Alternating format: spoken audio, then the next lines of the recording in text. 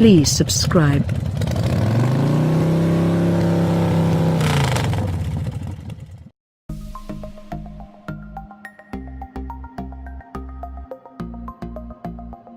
Audi says the 2018 TT RS can hit 60 miles per hour in 3.6 seconds, and I'm testing that claim over and over and over. When my video producer asks, "Can you do that again?" I want another angle. All I can do is squeal with the light. Yeah, I can launch the TT RS again. And again. And again. The Audi TT RS is an all-wheel drive coupe that can technically seat 4 people, but it's better suited for 2.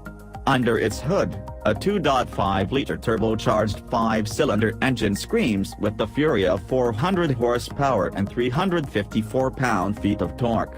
The Bass TT and Sportier TTS are lovely, but this RS pushes everything up to 11. The TT RS Quattro all-wheel drive system is based on front-drive architecture, meaning it can send power to just the front wheels under easy, straight-ahead driving conditions. But when I bury my foot in the throttle, a huge chunk of that power is immediately thrown to the rear. Switch the Audi Drive Select to Dynamic and a full 100% of the engine's torque can go rearward. The TT RS combines the best of all worlds: front-wheel drive when I don't care about it, all-wheel drive when I need it, and rear-wheel drive when I want it.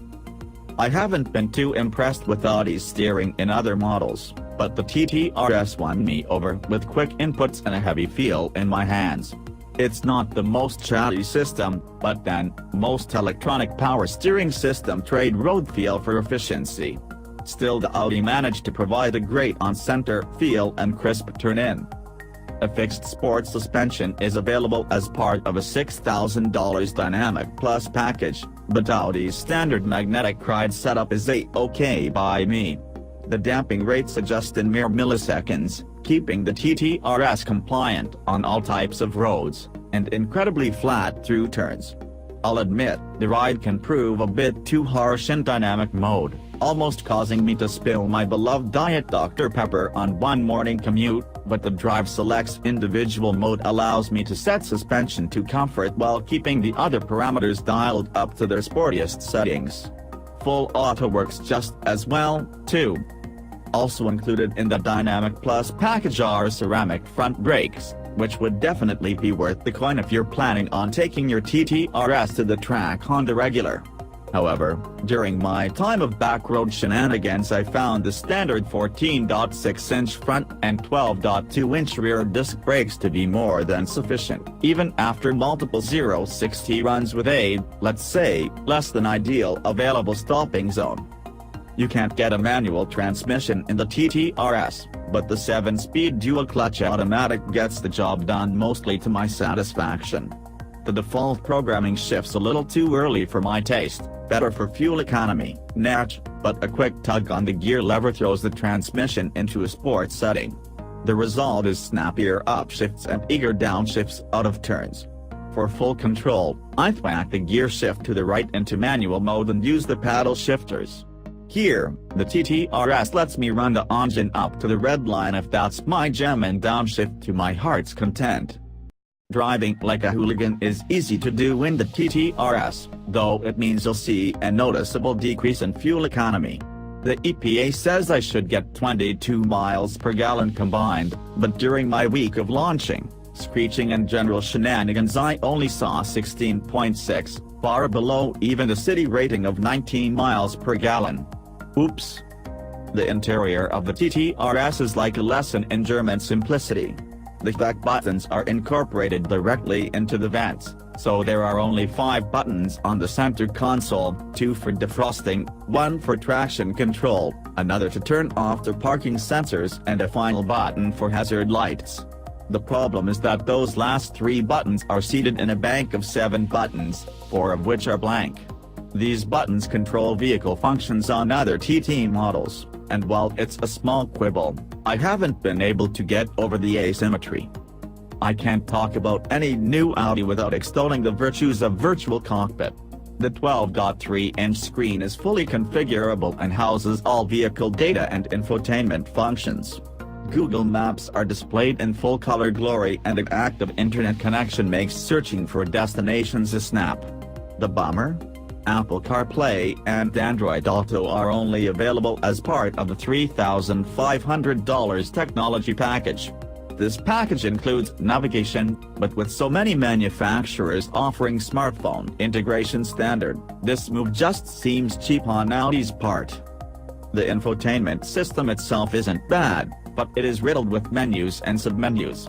Everything can be controlled by buttons and scroll wheels on the steering wheel, or the traditional dial and shortcut buttons housed on the center console between the seats. The top of the dial supports handwriting recognition, but it takes a while to master this technique while in motion. It's easier to just use the voice recognition. If you're looking for driving aids, well, look elsewhere. There is no adaptive cruise control or lane keeping assist. A blind spot monitoring system is part of the aforementioned tech package, but other than that, don't count on the TT RS to do any of the safety guesswork for you. Despite its diminutive overall size, the TT RS offers a still useful 12 cubic feet of cargo space. While that's smaller than the 13.8 cubes offered in the BMW M2, it's bigger than the 9.7 of the Porsche Cayman, which is actually split between front and rear trunks. There is enough room in the cabin for a phone, a pair of sunglasses, a can of Diet Dr. Pepper, and not much else. Pack light. Or use the rear seats as cargo holders. Real people can't fit back there anyway. For my money, I'd forego the costly Dynamic Plus package. The fixed sport suspension means the ride will always be as stiff as a priest's collar, great for the church of the racetrack, not so much for the purgatory of my daily drive. The sport exhaust is also a no-go for me. A single button changes the tone of the exhaust, but it's not anything earth-shattering. The 5-cylinder engine is already a screamer, and $1,000 to make it holler a bit louder isn't worth it. What else should you be looking at in this segment? It's all about the Germans. A Porsche Cayman S is down by 50 horsepower but still has a strong 0-60 time and is offered with a 6-speed manual, though it starts at a few $1,000s more than the TT RS. The BMW M2 is more functional, comes with the manual, and costs less than an Audi, though you don't get all-wheel drive. The 2018 Audi TT RS starts at $64,900, but my kitted out tester with everything but the Dynamic Plus package brings it all the way up to a cool $74,025. It's a seriously fun little whip, and one that'll do well in snowy climates thanks to its magnificent all-wheel drive. The only thing holding me back, besides the fact that it costs more than my graduate-level education, is the lack of a manual transmission. But if you're one to be satisfied by paddle shifters, the TT RS should do just fine indeed. Even without a third pedal, this car consistently makes me giggle.